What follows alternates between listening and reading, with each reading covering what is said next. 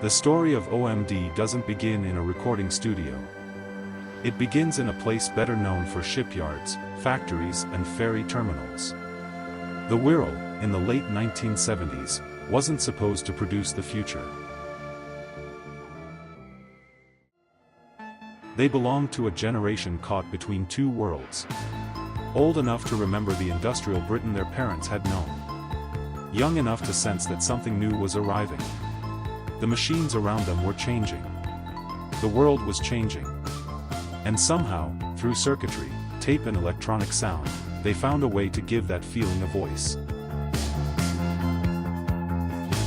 But finding a voice, and finding a direction, are not always the same thing. They knew the future was coming. They just didn't yet know what it sounded like.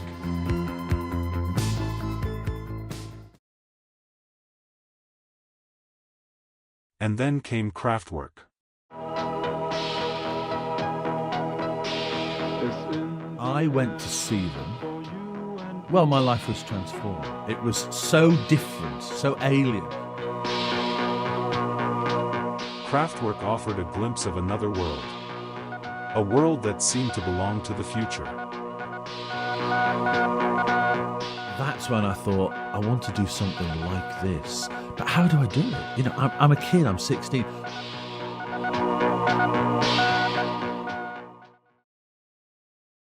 Hearing the future was one thing. Creating it was another. Andy and Paul began searching for sounds that felt as modern as the world around them.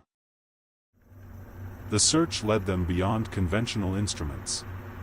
Into tape, electronics, experimentation, and a machine they came to know simply as Winston. For a time, Winston became OMD's unofficial third member. Together, they explored possibilities. The experiments began to take shape.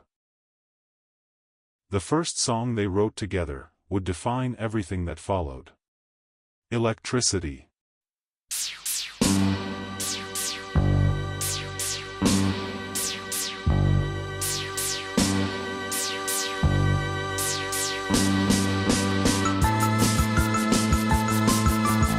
They'd done a demo in a garage, Electricity and Almost. My ex-wife took a fancy to it, recommended it to me. I agreed, great tune, we rang them up. We'll do a record. It was very clear that they should be pop stars.